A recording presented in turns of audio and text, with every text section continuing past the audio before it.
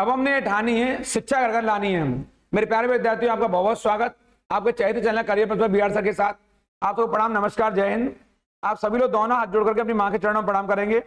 और मैंने बताया आपको ये मॉक टेस्ट 3 पर मैं चर्चा कर रहा हूँ। पुष्पा झुकेगा नहीं और सिलेक्शन रुकेगा नहीं। ये पैट की सीरीज जो हमने चालू की है ये आपके लिए बहुत इंपॉर्टेंट है और ये क्वेश्चन ऐसे हैं जो आपके एग्जाम में टकराएंगे जरूर आपके यहाँ से, और ये पैट में टकराएंगे ही, साथ में अन्य एग्जाम में भी आएंगे। इस क्रम में मैंने आपके लिए पहला क्वेश्चन निकाला है जो बहुत ज्यादा इंपॉर्टेंट है आपके लिए, और वो क्वेश्चन में लेकर आया हूं यहाँ पर। भारत में राष्ट्रीय आय का ये है क्वेश्चन है, भारत में राष्ट्रीय आय का अनुमान लगाने के लिए यहां पर सर्वप्रथम किसने अनुमान लगाया राष्ट्रीय आय का? नेशनल इनकम की पूछ रहा है। क्या वो महलनोबिस है या VKRB राव है या दादाभाई नौरोजी है या MG रानाडे है? तो आप जो हमारे राष्ट्रीय आय नेशनल इनकम है इसका सबसे पहले अनुमान यहाँ ये दादाभाई नौरोजी ने, सही उत्तर इसका है दादाभाई नौरोजी।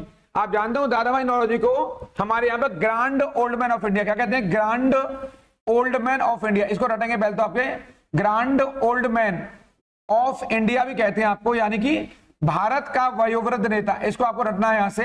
एक एक्स्ट्रा क्वेश्चन ये तो हो ही जाएगा आपका कि भारत की राष्ट्रीय आय का अनुमान किसने लगाया, लेकिन आपके लिए एक्स्ट्रा क्वेश्चन ये यहाँ पर जो जानकारी के लिए जो आपको एक्स्ट्रा नंबर देकर जाएगा कि इन्होंने राष्ट्रीय आय का अनुमान कब लगाया। तो यहाँ पर 1868 में, इसको आप कॉपी पेन लेके बैठेंगे और नोट डाउन करेंगे।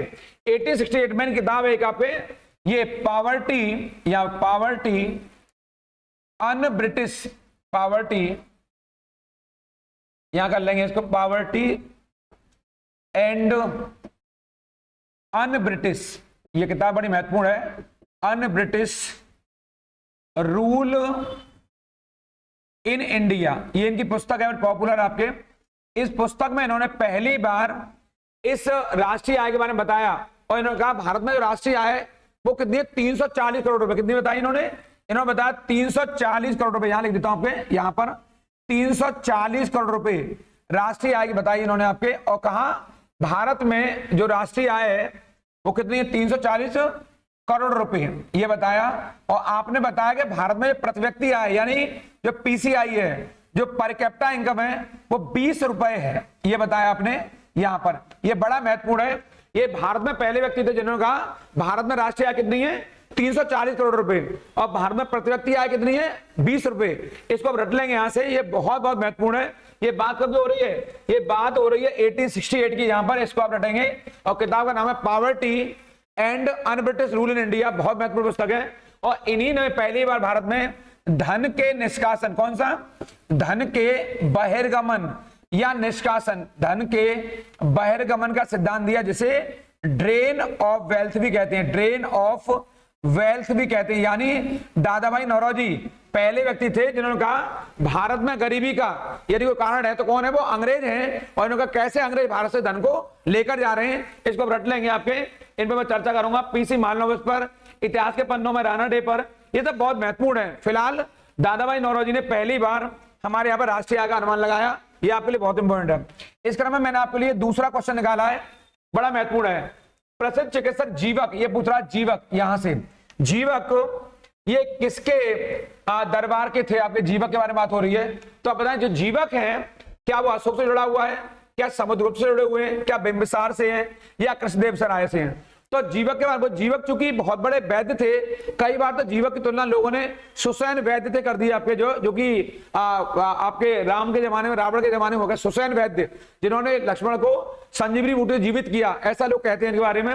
ये बिंबिसार के दरबार के बहुत बड़े एक दरबारी थे, कौन? जीवक। और ऐसा कहा जाता है कि जीवक एक वैश्या की संतान थे। किसके संतान थे? एक वैश्या की संतान थे, ऐसा कहा जाता है। जीवक की जो माता थी वो माता आपके राजगृह की थी, ऐसा कहा जाता है इनके बारे में। और जीवक ने इसके बाद भी इतनी बड़ी ख्याति लब्धि प्राप्त की। तो आपके लिए बड़ा इंपॉर्टेंट क्वेश्चन ये आएगा जीवक से, कि जीवक राजवैद्य थे तो इन्होंने अवंती, यहां पर अवंती के राजा थे, उनका नाम है चंड प्रद्योत। ये आपके काम का क्वेश्चन है, यहां से क्वेश्चन आएगा आपके यहां से। चंड प्रद्योत को जब पांडु रोग हुआ, इसको आप लिखेंगे यहां से पांडु रोग। पांडु रोग माने पीलिया यानी जॉइंडिस, इसको अंग्रेजी में जॉइंडिस कहते हैं। जब इन्हें पीलिया रोग हुआ तो बिंबिसार के कहने पर जब अवंती राज्य पहुंचे तो चंड प्रद्योत से इन्होंने इसको जो रोग हो रहा था पांडु रोग, इससे मुक्ति दिलाई और कहीं ना कहीं अवंती राज्य और मगध में मित्रता स्थापित हुई। ऐसा लोग कहते हैं कि जीवक की इस उपचार के चलते ही बिंबिसार ने अपने राजवैद्य जीवक को कहां भेजा? अवंती राज दरबार में। जहां के शासक कौन है? चंड प्रद्योत। और चंड प्रद्योत यहीं से आपके बिंबिसार के मित्र हो गए। तो अवंती एक प्रमुख राज्य हुआ करता था। अवंती दो भागों में बटा हुआ था। इसकी एक राजधानी उज्जैनी थी और दूसरी माहिष्मति थी। इसको रट लेंगे, उज्जैनी और माहिष्मति। ये 16 महाजनपदों में से एक महत्वपूर्ण महाजनपद था। जैसे मगध था ऐसे ही आपके अवंती राज्य था। बहुत इंपॉर्टेंट है। ये जीवक के बारे में बताया और एक मैं अभी बता रहा था आपके बात जो आपके एग्जाम में आ सकता है। जो जीवक की जो माता है उनका नाम शलावती था। शलावती ये एक गणिका थी। शालावती आपके कौन थी? गणिका। गणिका माने ये वैश्या थी। कहां की? आपके ये राजगृह की थी। कहां की थी? ये राजगृह की थी। जो कहा जाता है राजगृह की थी ये आपके बारे में। और जैसे आम्रपाली वैशाली गणिका थी। आम्रपाली को नगर वधु कहते हैं। वो कहां की है? वैशाली की है। और ये राजगृह की कौन? शलावती। इसी के संतान थे ऐसा माना जाता है। जीवक एक गणिका से, गणिका कौन होती है? प्रोस्टिट्यूट यानी कि वेश्या होती हैं, उनसे उत्पन्न हुए थे। और ये एक बहुत बड़े और बहुत महानतम राजवैद्य सिद्ध हुए जिन्होंने चिकित्सा के क्षेत्र में कई सारे नए नए अनुसंधान किया। आपने इसके बारे में अशोक के बारे में जानते हैं। ये देवानाम प्रिय के नाम से जाने जाते हैं। महानतम मौर्य वंशी हैं। समुद्रगुप्त को भारत का नेपोलियन कहा जाता है, मालूम है आप लोगों को। और कृष्णदेव तुलुप वंश के ये महानतम शासक कहां के? विजयनगर के। कहां के? विजयनगर के आपके कृष्णदेव राय। इनके बारे में आपको विस्तार से आगे इतिहास के पन्नों में बताऊंगा, लेकिन फिलहाल मैं आपको उन क्वेश्चन में चर्चा कर रहा हूं जो बहुत बहुत आपके लिए महत्वपूर्ण है। 1700 में राजाराम की मृत्यु के बाद मराठों ने मुगलों के विरुद्ध युद्ध और उसकी वीर पत्नी के नेतृत्व में, ये कह रहे हैं कि जो राजाराम की मृत्यु के बाद कौन सी रानी है जिसने मुगलों के विरुद्ध मराठों का नेतृत्व किया? क्या वो ताराबाई है? क्या वो लक्ष्मीबाई है? क्या रमाबाई है? या जीजाबाई है? तो इसका संयुक्त ताराबाई है। ये राजाराम की पत्नी है ताराबाई। आपको जानना चाहिए संभाजी की मृत्यु के बाद राजाराम ने मराठों को नेतृत्व दिया, लेकिन राजाराम की हत्या कर दी गई 1700 में आपके। तो यहीं से लेकर के 1700 से लेकर के यहां से और 1707 तक मुगलों के विरुद्ध मराठों का किसी ने नेतृत्व किया है। तो कौन है? वो ताराबाई है। ये वीरांगना थी। इसने मराठों की शक्ति को झुकने नहीं दिया और मुगलों को कड़ी चुनौती दी। आपके लक्ष्मीबाई, रानी लक्ष्मीबाई कहां की? झांसी की हैं, जिन्होंने अंग्रेजों के सामने घुटने नहीं टेके। ये वही मर्दानी है जिसने लड़ते लड़ते वीरगति तो प्राप्त की पर अंग्रेजों के सामने झुकने से मना कर दिया। और रमाबाई हमारे राष्ट्रीय आंदोलन की महत्वपूर्ण बहुत बड़ी आंदोलनकारी रही हैं, जिन्होंने कदम से कदम मिलाकर राष्ट्रीय आंदोलन में भूमिका निभाई। और जीजाबाई शिवाजी की मां है। कौन है? ये शिवाजी की मां है। ये भी एक मराठा वीरांगना है। ये शिवाजी की मां है। किसकी मां है? जीजाबाई। लोग कहते हैं शिवाजी के व्यक्तित्व पर इनका बड़ा प्रभाव पड़ा। बहुत इंपॉर्टेंट है। जीजाबाई का कहा जाता है आपके यहां से। इस क्रम में मैं आपको आगे बताऊंगा यहां से जो बड़ा क्वेश्चन है। सत्य शोधक समाज की स्थापना इनमें से किसने करी है? क्या दयानंद सरस्वती ने करी है? क्या स्वामी विवेकानंद ने करी है? या ज्योतिबा फूले ने की है? या राममोहन राय ने की है? मैं आपकी जानकारी लिए बताता हूं। सत्य शोधक समाज एक ऐसी एक संस्था है जिस समाज में जो छुआछूत है, अस्पृश्यता है, जो भेदभाव है, उसके विरुद्ध बड़ी आवाज उठाई, बड़ा बिगुल बजाया। और भारत में सही अर्थों में अगर भीमराव अंबेडकर से पहले जो हमारे पुरोधा माने जाते हैं अस्पृश्यता आंदोलन के बहुत बड़े, उनसे पहले अगर किसी ने अगर बिगुल फूका है समाज में भेदभाव के विरुद्ध तो कौन थे? वो ज्योतिबा फूले हैं। आपको महात्मा ज्योतिबा फूले के नाम से जाना जाता है। बहुत इंपॉर्टेंट है। मैं बताऊंगा आपको जो ज्योतिबा फूले हैं, आपने सही अर्थों में ऐसा बिगुल फूका और आप ही के नेतृत्व में पहली बार 1873 में यहां पर इस सत्य शोधक समाज की स्थापना हुई। और आपको 1888 में यहां पर महात्मा की उपाधि से, यहां से महात्मा की उपाधि सम्मानित किया गया आपको। यानी इनको महात्मा ज्योतिबा फूले भी कहते हैं। और आपकी एक महत्वपूर्ण पुस्तक है, उसका नाम है गुलामगिरी। क्या नाम है? गुलामगिरी है। बच्चों के लिए बहुत इंपॉर्टेंट है। मैं कहूंगा इसको आप नोट डाउन कर लेंगे। क्या नाम पुस्तक का? गुलामगिरी नाम है। ये किनकी पुस्तक है? ज्योतिबा फूले के। आपने अस्पृश्यता, छुआछूत, जातिवाद, इसके विरुद्ध बड़ी लड़ाई लड़ी समाज में। और समाज में इन वंचित लोगों को, दबे हुए लोगों को, कुचले हुए लोगों को समाज की मुख्य धारा जोड़ने के लिए एक बड़ा आंदोलन चलाया। उसका नाम है सत्य शोधक समाज की स्थापना करी आपने। सत्य की स्थापना के लिए ज्योतिबा फूले को महात्मा के नाम से जाना जाता है। जैसे गांधी जी को महात्मा कहते हैं, ऐसे ही इनको भी महात्मा ज्योतिबा फूले के नाम से जाना जाता है। आप दलितों के बहुत बड़े नेता रहे। और मैंने लिखा है 1873 में आपने इस सत्य शोधक समाज की स्थापना की। जो दयानंद सरस्वती हैं, इनके बारे में आप जानते हैं, इन्होंने 1875 में। कब? 1875 में किसकी जो संस्था है आर्य समाज, कौन सी? आर्य समाज की स्थापना की। इसको भी रट लेंगे यहां से बंबई में स्थापना की। आपने कहां पर करी है? बंबई में। इसको भी आप चाहें तो लिख लेंगे क्योंकि ये भी मिलाने के लिए आता है। स्वामी विवेकानंद जो भारत की थाती है, धरोहर है, आपने यहां पर 1897 में यहां पर कहां पर आपके वेलोर में, वेलूर नाम का मठ है, वेलूर मठ, कहां पर? कलकत्ता में। आपने बेलूर मठ में यहां पर रामकृष्ण मिशन, यहां पर रामकृष्ण मिशन की स्थापना की 1897 में। किसने? स्वामी विवेकानंद ने। और राजा राम मोहन आप जानते हैं यहां पर 1828 में, यहां पर बहुत बहुत इंपॉर्टेंट है, आपने ब्रह्म समाज की स्थापना की। ये कहीं ना कहीं ये आपके एग्जाम में क्वेश्चन आने वाले हैं, ये क्वेश्चन मिलाने वाले हैं। ये क्वेश्चन ब्रह्म समाज की स्थापना किसने करी है? 1828 में राजा राम मोहन राय ने।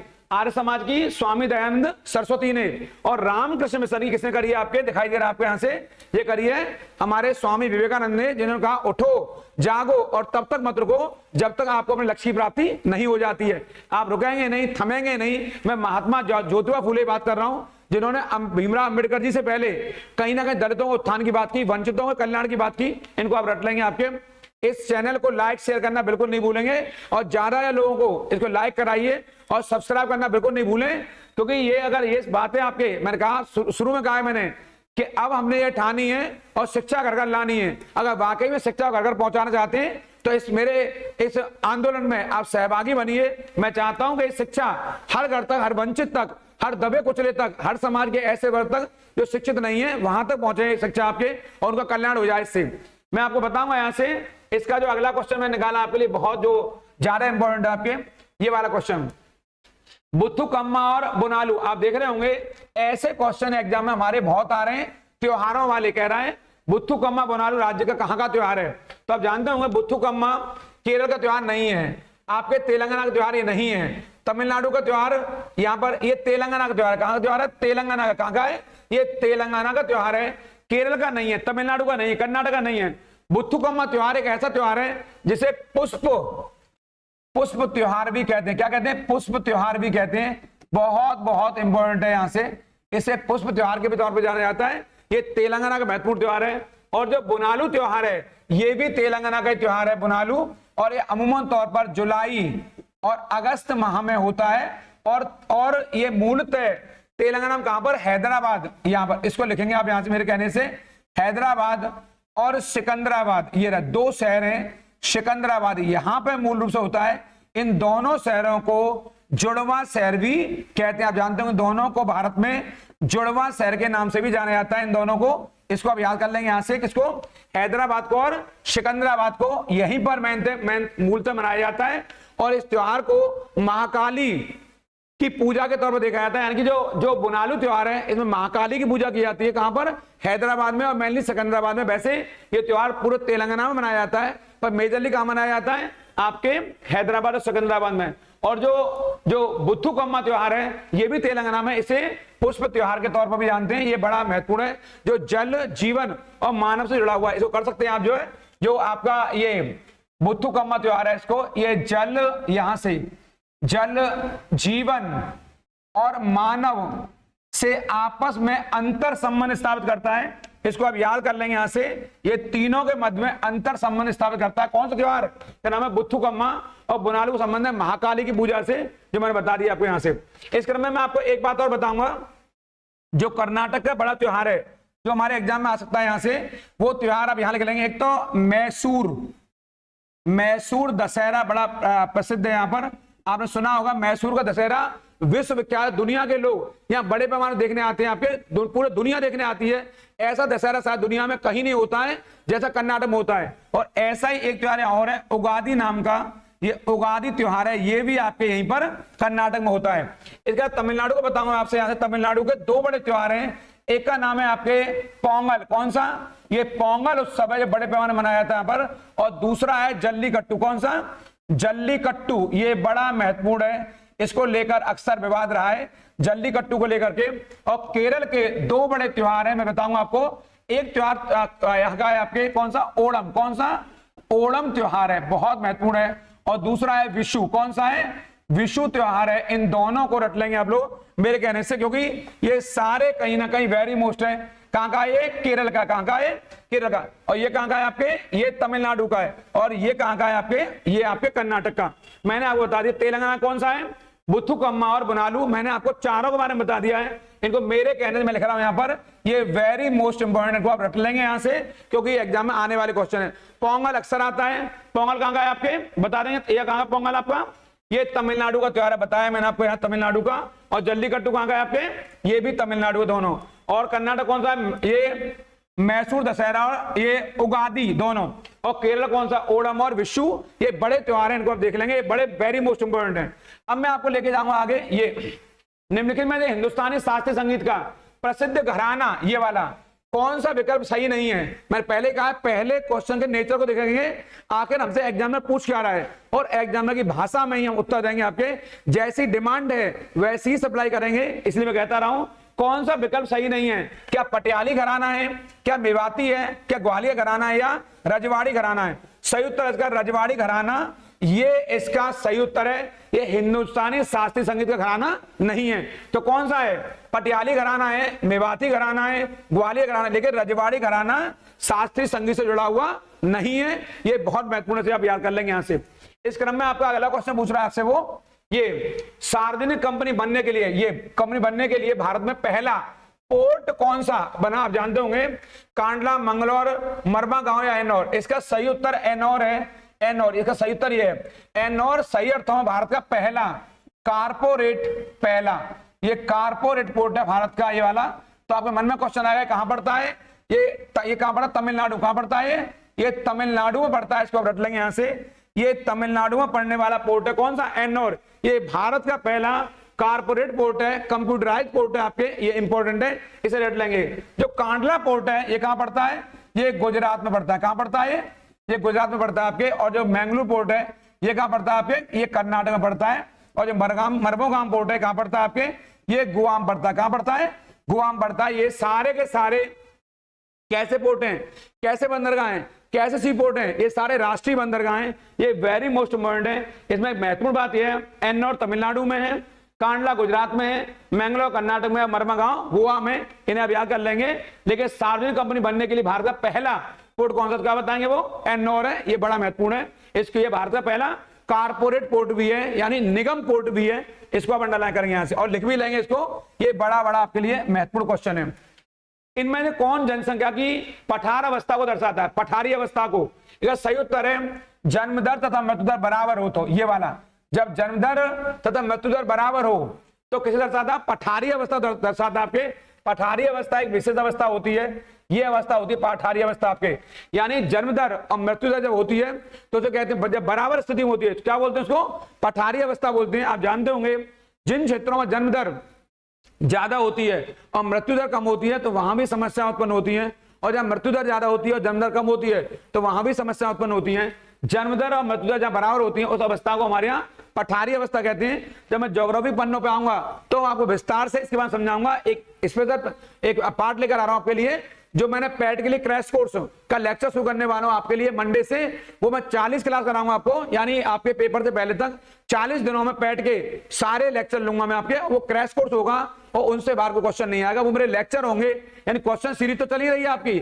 मैंने कहा पुष्पा झुकेगा नहीं और सिलेक्शन रुकेगा नहीं, ये तो मेरे क्वेश्चन आंसर चल रहे हैं। इसके अलावा मैं आपको लेक्चर लेने वाला हूं शॉर्ट में बहुत आपके, वो मेरी 30 से 40 क्लासें होंगी और उनसे बाहर कोई क्वेश्चन आने वाला नहीं है। इसलिए कह रहा हूं इसे लाइक और शेयर करना बिल्कुल नहीं भूलेंगे। और कमेंट आप कर नहीं रहे, कमेंट करने में कंजूसी दिखा रहे हैं, कमेंट जरूर करिए। तो कमेंट नहीं करेंगे तो ये बात आपकी आगे तक नहीं पहुंच पाएगी। मुझे बताइए कि क्या मुझे और करना है आपके, और सुधार या कोई और लेक्चर आपको चाहिए स्पेशल किसी भी टॉपिक पर, किसी बिंदु पर, तो कमेंट के माध्यम से लिख के भेजिए मुझे। मैं उसको अगली क्लास में आपको लेकर आऊंगा।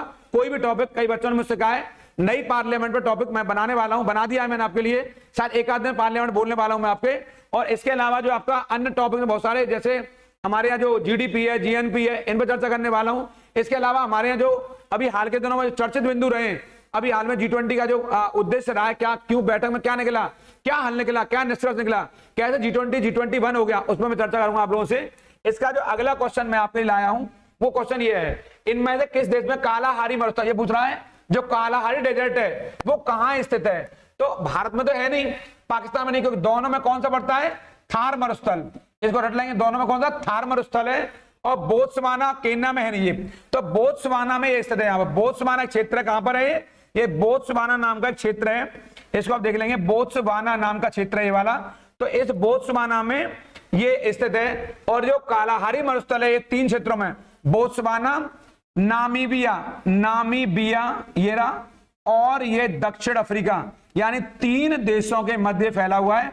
दक्षिण अफ्रीका, यहां से ये 3 देशों के मध्य फैला हुआ है आपके, कौन सा, जो कालाहारी डेजर्ट है ये 3 देशों, कहां, बोत्सवाना, नामीबिया और दक्षिण अफ्रीका के मध्य फैला हुआ है, इसको भी याद कर लेंगे। और जो भारत पाकिस्तान के मध्य कौन सा फैला हुआ है, ये थार मरुस्थल फैला हुआ है। सही उत्तर क्या है इसका, ये बोत्सवाना, इसको आप लोग याद कर लेंगे, जो बहुत महत्वपूर्ण और इंपॉर्टेंट है। इस क्रम में मैं आपको आगे बताऊंगा। ये क्वेश्चन अगला, क्योटो प्रोटोकॉल, बड़ा इंपॉर्टेंट क्वेश्चन है, बहुत महत्वपूर्ण क्वेश्चन है। क्योटो प्रोटोकॉल का मुख्य उद्देश्य क्या है, मैं रोज डेली यहां से क्वेश्चन दे रहा हूं, क्योंकि क्योटो प्रोटोकॉल वर्तमान चर्चाओं में भी रहा है। क्योटो जापान का एक शहर है, इसका संबंध किससे है, तो ग्लोबल वार्मिंग, घुमा घुमा क्वेश्चन दे रहा हूं यहां से, ग्लोबल वार्मिंग से संबंध है इसका, यानी इसका मतलब होता है वैश्विक तापन। क्या मतलब होता है हिंदी में, वैश्विक तापन, वैश्विक तापन या भूमंडलीय तापन, इसका संबंध होता है वैश्विक तापन। ग्लोबल वार्मिंग को वैश्विक तापन भी कहते हैं, इसी को भूमंडलीय तापन भी कहते हैं, बड़ा इंपॉर्टेंट है। क्योटो प्रोटोकॉल का मुख्य उद्देश्य क्या है, वैश्विक तापन से। और ये कब हो रही है, 11 दिसंबर को यहां पर संधि हो रही है। और कब हो रही है, 1997 में संधि हुई है आपके, बहुत बड़ा संधि पत्र है जो ग्लोबल वार्मिंग को लेकर, यानी कि ग्रीन हाउस लेकर के है आपके यहाँ से। और क्योटो प्रोटोकॉल का मुख्य उद्देश्य ग्लोबल वार्मिंग को लेकर है आपके। और कब हो रही है संधि, 11 दिसंबर 1997 को। मैं आपको बताऊंगा महत्वपूर्ण बात आपके, कि ये 10 क्योटो प्रोटोकॉल का मुख्य उद्देश्य ठीक है, ये सही है आपके। और एक क्वेश्चन आपके लिए बड़ा इंपॉर्टेंट है यहां से, वो क्वेश्चन ये है आपके, कि जो हमारे यहाँ पे बताऊंगा मैं आपको यहां से अभी, कि जो ये संधि पत्र हो रहा है, इस संधि पत्र कब लागू किया गया है, तो आप बताएंगे 2005 में। यहां पर ये बड़ा इंपॉर्टेंट, इसे 2005 में लागू किया गया है, यानी दुनिया के सभी राष्ट्रों ने कब लागू किया है इसको, 2005 में लागू किया है। और इसमें क्या होना है, इस संधि पत्र में होना क्या था, जो जापान का शहर है, कौन सा, क्योटो, कहां का शहर है, जापान का। इसको थोड़ा सा आप लोग अंडर लगा, मैं बार बार जोड़ दे रहा हूं आपको। इसमें क्या होना है, जो ग्रीन हाउस गैस है, कौन सी गैस है, जो ग्रीन हाउस जो गैसें हैं ये रही, इनको इनमें कमी लाना है, क्योंकि ये गैसें कहीं ना, इनमें मेनली गैस कौन सी है, CO2, मेनली CO2 है, CH4 है आपके यहां से, यानी मीथेन। ये मेन गैस है, यानी कार्बन डाइऑक्साइड, मीथेन ऐसी गैसें हैं जो पर्यावरण को गर्म करने में सहायक हैं। ये बहुत बहुत महत्वपूर्ण है आपके, ये इसको आप रट लेंगे यहां से। ग्रीन हाउस गैस के लिए कौन उत्तरदायी है आपके, ये उत्तरदायी है आपके CO2 और CH4 है आपके। और क्योटो प्रोटोकॉल कहां हो रही है, 1997 में डेट लिख दी यहां पर, ये बड़ी चर्चा में। और मैं एक बात बताऊंगा, इस क्योटो प्रोटोकॉल का स्थान किसने ले लिया अभी हाल ही में, इसका स्थान ले लिया, यहां बता रहा हूं आपको, इसका स्थान 2015 में हुई पेरिस, जो पेरिस सम्मेलन हुआ, पेरिस में जलवायु परिवर्तन सम्मेलन हुआ है, इसने इसका रूप ले लिया। यानी जो क्योटो प्रोटोकॉल है, अब इसका रूप किसने ले लिया है, पेरिस में हुए जलवायु सम्मेलन ने, यानी पेरिस संधि पत्र ने अब इसका स्थान ले लिया, किसका, क्योटो प्रोटोकॉल का। और जिसका उद्देश्य है कि ग्रीन हाउस गैसों को धीरे धीरे कम किया जाएगा, ताकि जो हमारा भूमंडलीय तापन है, जो ग्लोबल वार्मिंग हो रही है, उसे कैसे भी कम किया जा सके, पृथ्वी को तपने से बचाया जा सके। और ये तभी संभव है जब ग्रीन हाउस गैसों को रोका जा सके। इन ग्रीन हाउस गैसों में सबसे महत्वपूर्ण कौन सी है, CO2 है, कार्बन डाइऑक्साइड है, और CH4 है, मीथेन है, नाइट्रस ऑक्साइड है, जिसे हम लोग लाफिंग गैस के भी नाम से भी जानते हैं। बहुत इंपॉर्टेंट है, मैं लिख दिया। क्योटो प्रोटोकॉल का संबंध कहां से, जापान का ये शहर है। और कब हो रही संधि, 11 दिसंबर 1997 को संधि हो रही है। और ये संधि कब लागू हुई है, 2005 में लागू हुई है, इंपॉर्टेंट है। और इसका स्थान अब किसने ले लिया है, पेरिस सम्मेलन में हुए समझौते ने, इसको आप रट लेंगे, ये बहुत इंपॉर्टेंट है, पेरिस सम्मेलन आपके यहां से। और पेरिस सम्मेलन कब प्रभावी हुआ है, ये भी बताता हूं। पेरिस सम्मेलन वर्ष 2016 में प्रभावी हुआ है, यानी क्वेश्चन आएगा कि पेरिस सम्मेलन कब से प्रभावी हुआ है, तो 2016 से प्रभावी हुआ है, इसको देख लेंगे यहां से आपको। इस क्रम में मैंने आपके लिए अगला क्वेश्चन बनाया, ये रहा, भारत के संविधान के अनुच्छेद संसद गठन की बैठक शुरू करने के लिए गणपूर्ति बोलते हैं कोरम को, क्या बोलते हैं, गणपूर्ति बोलते हैं कोरम को। कोरम पूछ रहा है वो आपसे अंग्रेजी में, कोरम गणपूर्ति संख्या, सदन के कुल सदस्यों का 10वां हिस्सा होती है। इसका उल्लेख कहां किया गया है, कौन सा, अगर पार्लियामेंट में बैठक होनी है तो उसके लिए 110 होना आवश्यक है, 10% होना आवश्यक है। इसका उल्लेख कहां हुआ है, इसका उल्लेख संविधान के अनुच्छेद 100 में हुआ है। यानी कि अगर संसद में अगर हमारे 2 सदन है, कितने सदन है? संसद में हमारे 2 सदन है। एक का नाम क्या है? एक का नाम है लोकसभा और एक का नाम क्या है? राज्यसभा। अगर यहां पर सीटों की संख्या 550 है और यहां सीटों की संख्या कितनी है? 250 है सीटों की संख्या, तो इसका वनटन कितना होगा? 55 और इसका वनटन कितना होगा? 25, यानी कि 25 से मेंबर कम ना हो और 55 से मेंबर कम ना हो अगर आपको बैठक चलानी है तो इस बात का उल्लेख कहां हुआ है? इस बात का उल्लेख हुआ है संविधान के अनुच्छेद 100 में। इसको आप रट लेंगे। कोरम का उल्लेख संविधान के आर्टिकल 100 में हुआ है। अगर ये 100 सदस्य यहां 550 का 110 नहीं हुआ, यानी 55 नहीं हुआ, तो बैठक नहीं होगी। लेकिन इसका निर्णय कौन करेगा? तो लोकसभा में निर्णय करेंगे लोकसभा के स्पीकर, ये करेंगे निर्णय, और राज्यसभा में निर्णय करेंगे राज्यसभा के सभापति, यानी कि चेयरमैन ऑफ राज्यसभा, जो कौन होते हैं? देश के उपराष्ट्रपति। ये आप जानते होंगे, राज्यसभा के सभापति को उपराष्ट्रपति होते हैं। ये बड़ा महत्वपूर्ण है, यहां से आपके उपराष्ट्रपति होते हैं आपके, और लोकसभा स्पीकर होते हैं कहां पर? लोकसभा में। वही बताते हैं कि बैठक होगी कि नहीं होगी। अगर गणपूर्ति नहीं है, अगर कोरम नहीं है, अगर उतनी, कोरम का मतलब होता है सदन में उपस्थित न्यूनतम सदस्यों की संख्या। मैं फिर बता रहा हूं, कोरम का मतलब होता है सदन में उपस्थित न्यूनतम सदस्यों की संख्या को कोरम कहते हैं। इसी को हिंदी में गणपूर्ति कहते हैं। इसका उल्लेख संविधान के अनुच्छेद 100 में किया गया है। इसको आप रट लेंगे यहां से, ये मैंने आपको बता दिया है। इस क्रम में मैं आपको आगे बताऊंगा उच्चतम न्यायालय ने किस मामले में मौलिक अधिकारों की प्रमुखता राज्य के डीपीएसपी सिद्धांतों पर ऊपर स्थापित की। डीपीएसपी माने राज्य के नीति निर्देशक तत्वों पर स्थापित की है। तो मामला बड़ा फेमस है, ये मामला है गोलकनाथ मामला, केशवानंद भारती या मिनर्वा या ऊपर सभी। ये सही उत्तर है गोलकनाथ मामला, यानी गोलकनाथ बनाम पंजाब राज्य। ये 1867 का एक ऐसा केस है जो ऐतिहासिक है। ये 11 जजों की पीठ ने निर्णय सुनाया और ये भले ही निर्णय 6-5 से आया ये निर्णय, लेकिन इस निर्णय ने सिद्ध कर दिया कि भारत में भले ही संसद प्रमुख है, इस निर्णय में आया था संसद सर्वोच्च है, ठीक है, मान लिया, और वो संविधान के किसी भी भाग में संशोधन यानी अमेंडमेंट कर सकती है, लेकिन वो मूल अधिकारों में संशोधन नहीं करेगी। वो मूल अधिकारों में संशोधन नहीं कर सकती। इस बात को, इनमें संशोधन नहीं होगा मूल अधिकारों में, ये इन्होंने कर दिया आपके गोलकनाथ मामले में आपके। और ये भी कह दिया कि आप अगर मूल अधिकारों में संशोधन करते हैं तो हम आपके निर्णय को कैंसिल कर देंगे। ये सुप्रीम कोर्ट ने कहा 6-5 के निर्णय से, यद्यपि 5 लोगों ने इसको सही नहीं माना। तो आप बताएं गोलकनाथ मामले में डीपीएसपी से ऊपर स्थापित किया गया जो फंडामेंटल राइट्स को, मूल अधिकारों को, और केस का नाम क्या है? गोलकनाथ बनाम पंजाब राज्य। कहां का मामला? गोलकनाथ बनाम ये पंजाब राज्य का मामला है, जो बहुत बहुत महत्वपूर्ण है। कब का? 1867 का। यानी कि संसद देश में सर्वोच्च है, कानून बना सकती है, लेकिन वो संविधान के भाग में, जो हमारे भाग हैं 22, संशोधन तो कर सकती है, लेकिन वो मूल अधिकारों में संशोधन नहीं करेगी। ये किसमें कहा गया है? गोलकनाथ मामले में। यद्यपि इसको बाद में बदल दिया गया इंदिरा गांधी की सरकार द्वारा, और 24वां संविधान संशोधन 1971 में लाया गया, उससे इस निर्णय को बदला गया और एक क्रिया प्रतिक्रिया हुई। फिर बाद में 1973 में केशवानंद भारती बनाम केरल राज्य का मामला आया, उसमें मैं चर्चा आपसे विस्तार में करूंगा। कहां पर? पॉलिटी के पन्नों से, यानी कि भारतीय संविधान के पन्नों से। लेकिन बता रहा हूं मैं आपको यहां से, इस गोलकनाथ मामले को बड़ा फेमस माना जाता है। इसी मामले ने यहां पर प्राथमिकता दी और निर्णय आया 11 जजों से 1867 में। इस क्रम में बताऊंगा मैं आपको, अगला पार्ट है राज्य विधानसभा द्वारा पारित साधारण विधेयक विधान परिषद द्वारा अधिकतम कितनी अवधि तक विलंबित किया है? विलंबित माने होता है कितने समय तक उसको रोका जा सकता है, आपके यहां तक विलंब, डिले किया जा सकता है आपके। तो पहली बात तो आपको आना चाहिए कि जो साधारण विधेयक है वो कहां पर इसका उल्लेख हुआ है? तो 197 संविधान का अनुच्छेद ये 197 है, जहां पर कि साधारण विधेयक का उल्लेख हुआ है। पहली बात तो यही है। अगर सेंटर का आएगा तो 107 है, यानी अगर संसद का आएगा केंद्र वाला तो 107 है साधारण विधेयक, उसको बोलते हैं ओबी, ऑर्डिनरी बिल कहते हैं। और यहां कहते हैं इसको 197, ये ओबी है, ऑर्डिनरी बिल है, जो राज्य विधानसभा द्वारा पारित किया जाता है। तो अगर इसे पारित किया जाए तो पहली बार में 3 महीने के लिए और दूसरी बार में 1 महीना और रोक सकती है, यानी अधिकतम 4 महीने तक Vidhan Parishad, state legislative council को किसी साधारण विधेयक को रोकने का अधिकार है। लेकिन यदि वो मनी बिल है, क्या है? यदि वो मनी बिल है, धन विधेयक है, तो उसे केवल 14 दिनों तक ही अपने पास रोक सकती है।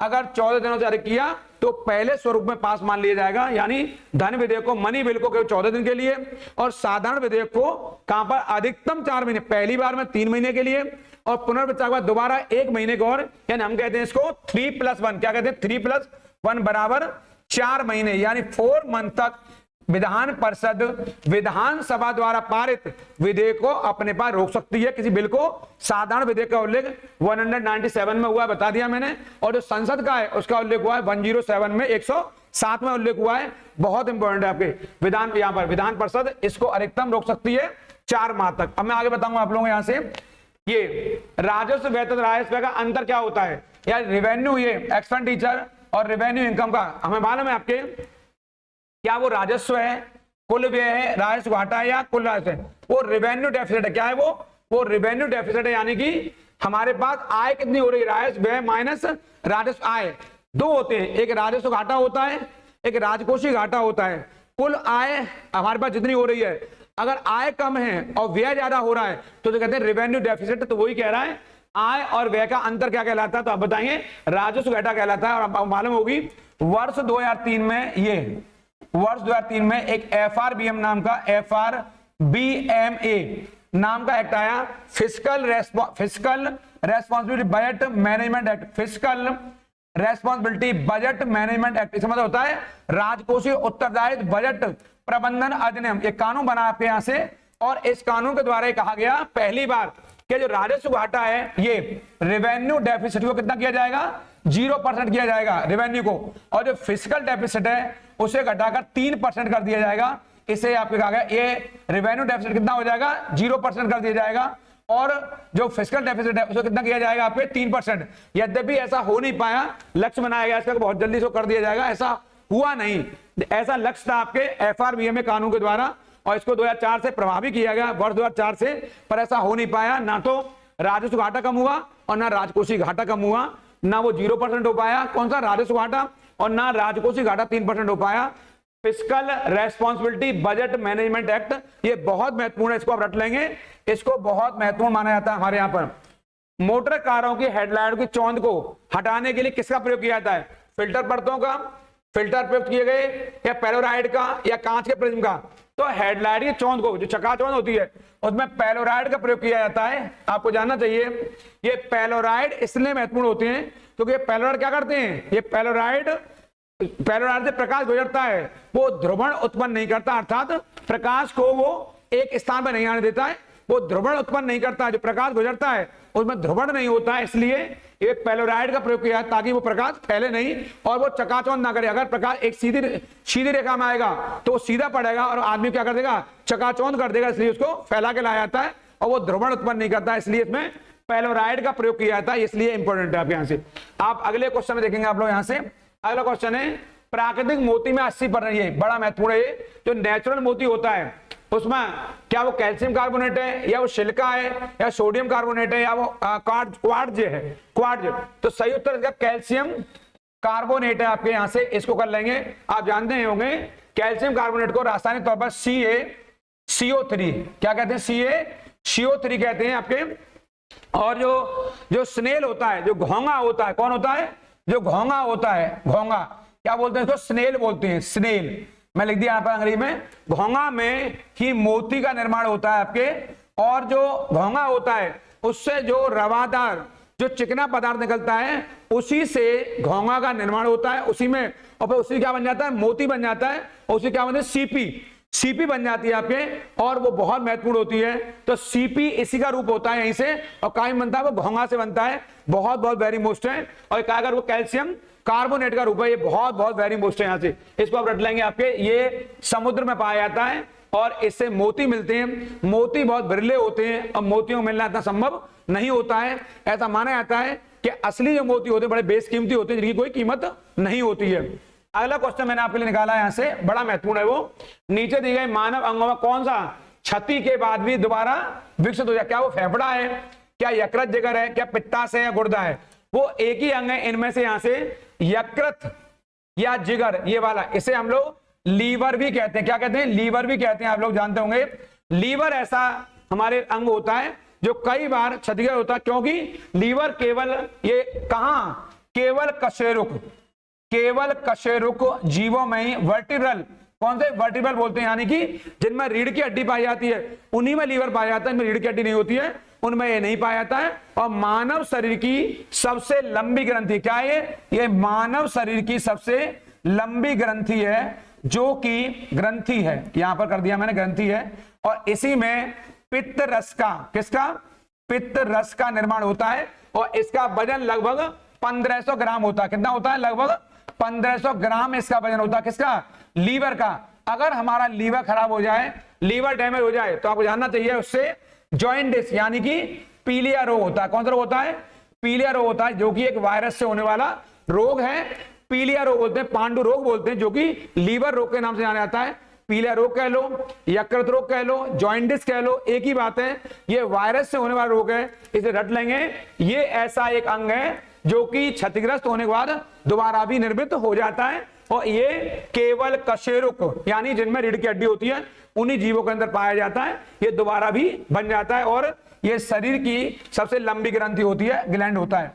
इस तरह मैं बताऊंगा मैं आपको, इनमें से किन देशों ने 5 उभरती राष्ट्रीय व्यवस्थाओं समूह ब्रिक्स का गठन किया है। ये ब्राजील, रूस, भारत, चीन, दक्षिण अफ्रीका।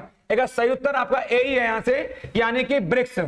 ब्रिक्स में लिखा है यहां पर, ये ब्रिक्स लिखा है, ये बहुत चर्चा में इस समय। ब्राजील, रूस, इंडिया, चाइना और साउथ अफ्रीका बहुत इंपॉर्टेंट है। इसमें मैं बताऊंगा आपको क्वेश्चन जो बहुत इंपॉर्टेंट, आपके जो आपको नहीं पता होगा यहां से, उस क्वेश्चन को बताऊंगा यहां से।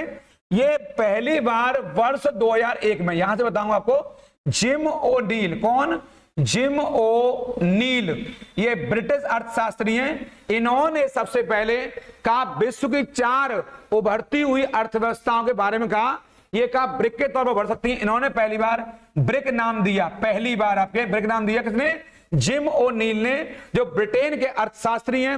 इन्होंने कहा विश्व की 4 उभरती हुई अर्थव्यवस्थाएं भारत, रूस, इंडिया और चाइना हो सकती हैं। ये भारत में ब्राजील, रूस, इंडिया, चाइना हो सकती हैं। इसके बाद दुनिया में वर्ष 2006 में जब ब्रिक राष्ट्रों का यहां पर पहली बार जब विदेश मंत्री सम्मेलन हुआ, तो यहीं पर ब्रिक अस्तित्व में आया पहली बार आधिकारिक तौर पर। कब पहली बार आधिकारिक तौर पर ये ब्रिक शब्द कब आया, 2006 में आया है। इसको आप रट लेंगे, ब्रिक शब्द कब आया है, वर्ष 2006 में। और यहीं पर एक बात और याद करेंगे जो काम की बात है, इसके बाद वर्ष 2009 में रूस के येकाटिनबर्ग शहर में पहली बार इसका सम्मेलन हुआ। काय का, येकाटिनबर्ग शहर में, यहां पर एक पहला सम्मेलन हुआ ब्रिक राष्ट्रों का। किस राष्ट्रों का, ब्रिक राष्ट्रों का पहला सम्मेलन हुआ, जिसको आप रटेंगे, ये ब्रिक राष्ट्रों का पहला सम्मेलन है, जिसमें कौन शामिल है, ब्राजील, रूस, इंडिया, चाइना। लेकिन वर्ष 2010 में इसमें साउथ अफ्रीका यानी दक्षिण अफ्रीका भी शामिल हो गया, और 2000 में इसके शामिल होने से क्या बन गया, ये बन गया आपके ब्रिक्स बन गया यहां से, यानी ब्राजील, रूस, इंडिया, चाइना और साउथ अफ्रीका, ये 5 राष्ट्रों का समूह हो गया, इसे कहा गया ब्रिक्स। तो 2006 में आधिकारिक नाम मिला इसको ब्रिक नाम का। 2009 में ब्रिक राष्ट्रों का पहला सम्मेलन हुआ, जो कि ब्रिक शब्द की संकल्पना है तो किसने दिया, जिम ओ नील ने, जो कि ब्रिटेन के एक बहुत बड़े अर्थशास्त्री रहे आपके। इसको याद कर लेंगे। इनमें ब्रिक में 4 राष्ट्र हैं इस समय ब्रिक्स में, ब्राजील, रूस, भारत, चीन और दक्षिण अफ्रीका। इसको रट के जाएंगे यहां से, क्योंकि ब्रिक्स इस समय चर्चाओं में बहुत ज्यादा। इसके बाद मैंने आपके लिए अगला क्वेश्चन बनाया है, जो 19वां क्वेश्चन है। इनमें कौन सा संगठन आर्थिक स्वतंत्रता सूचकांक जारी करता है, ये वाला क्वेश्चन है आपके। तो इसका सही उत्तर है आपका विश्व बैंक है, फ्रेजर है, अंतरराष्ट्रीय मुद्रा कोष या हेरिटेज। ये हेरिटेज फाउंडेशन है आपके यहाँ पर, ये अमेरिका का संस्थान है। कहाँ का ये अमेरिका का संस्थान है। ये बहुत महत्वपूर्ण संस्थान, जो कि कहीं ना कहीं आपके ये वाला संस्थान आपके यहाँ से ये जारी करता आपके, ये इंपॉर्टेंट करेंगे इसको। ये कौन सा संगठन है आर्थिक स्वतंत्रता के लिए, उसका नाम हेरिटेज फाउंडेशन है। ये प्रतिवर्ष इसको आर्थिक स्वतंत्रता के सूचकांक को, ये 12 स्तरों पर संकेतांक हैं, इनमें 4 बड़े महत्वपूर्ण हैं, 4 संकेतांक जिनके आधार पर ये संकेतांक हैं, जिनको ये महत्वपूर्ण मानता है आपके, उसके आधार पर। और इसने अभी सिंगापुर को वर्ष 2021 में पहला स्थान दिया है, भारत को आपके लेकर आया 2021 में, इसने आपके 121वां स्थान दिया। ये बड़ा महत्वपूर्ण है आपके। और ये बताएंगे आप लोग आर्थिक स्वतंत्रता के बारे में कौन जारी करता है? उसका नाम है हेरिटेज फाउंडेशन, जो कहाँ का है? अमेरिका का है। इसको आप रटकर जाएंगे इस समय चर्चाओं में। यहां से अंतरराष्ट्रीय मुद्रा कोष का मुख्यालय कहाँ है? वॉशिंगटन में। कहाँ है? वॉशिंगटन डीसी में। वॉशिंगटन डीसी में इसका मुख्यालय यहां से आपके। और विश्व बैंक का मुख्यालय कहाँ है? वॉशिंगटन डीसी में। यहां से वॉशिंगटन डीसी, जो बड़े महत्वपूर्ण है आपके, लिख दिए आपके यहां से, इनको आप रट के जाएंगे यहां से, इतने पॉइंट को। और अंतरराष्ट्रीय मुद्रा को इंटरनेशनल मॉनेटरी फंड और वर्ल्ड बैंक का, इन दोनों का मुख्यालय वॉशिंगटन डीसी में, जो कि अमेरिका में स्थित है। इस क्रम में मैं आपको आगे बताऊंगा। ये अंतिम क्वेश्चन है, Swami Vivekananda in the west new discoveries के लेखक कौन है? क्या रोमन रोलैंड ने, सिस्टर निवेदिता है, मैरी लुइस बर्क है, या स्वामी रंगानाथन है? ये बड़ा महत्वपूर्ण है क्योंकि ये पुस्तक है जो Swami Vivekananda in the west new discoveries का लेखक कौन है? तो इसका लेखक है मैरी लुइस बर्क। क्या उत्तर है इसका? मैरी लुइस बर्क है, जिन्हें कि सिस्टर गार्गी के नाम से भी जाना जाता है। इसका एक नाम है सिस्टर गार्गी। क्या नाम है? इन्हें सिस्टर गार्गी भी कहते हैं, क्योंकि आपने विवेका के ऊपर एक बहुत बड़ा लंबा चौड़ा शोध किया है और आपने रामकृष्ण मिशन में एक लंबे समय तक अपनी सेवाएं दी हैं। बहुत महत्वपूर्ण है। सिस्टर निवेदिता स्वामी विवेकानंद की मुंह बोली बहन थी, और ये भी सिस्टर गार्गी, इन्होंने स्वामी विवेकानंद के ऊपर एक लंबा चौड़ा एक बहुत बड़ा शोध किया, रिसर्च किया है। इनको बहुत महत्वपूर्ण माना जाता है। इन्हें सिस्टर गार्गी के नाम से भी जाना जाता है। बहुत महत्वपूर्ण है। आज मैंने आप चीजें बताई आपके लिए, बड़े इंपॉर्टेंट क्लास लेकर आया था, इनको रट लेंगे। मैंने कहा इस चैनल को, इस प्लेटफॉर्म को शेयर और लाइक करना बिल्कुल नहीं भूलेंगे। आप कमेंट करने में कंजूसी कर रहे हैं, जरूर कमेंट करें। कमेंट करके मुझे बताएं कि आपके लिए और बेहतर क्या करना है। मैं पैट की आपके लिए एक आपके स्पेशल एक क्रैश कोर्स लेकर आ रहा हूं लेक्चर के रूप में। ऐसे दिल्ली पुलिस के रूप में, दिल्ली पुलिस के लिए मैं आपको 45 क्लास लेकर आ रहा हूं, एक लेक्चर के लिए स्पेशल। उसमें मैं चर्चा करूंगा आप लोगों से। इसलिए इस चैनल को लाइक शेयर करना बिल्कुल नहीं भूलिए, और ज्यादा से ज्यादा लोगों को सब्सक्राइब करिए। आपको मैं अगली क्लास में फिर मिलूंगा। आप कल्याण कामना करते हुए आज की इस पंचायत में इतना ही। आपको उन लोगों का जरूर ख्याल रखिए जो आपका ख्याल रखते हैं। आपको प्रणाम, नमस्कार।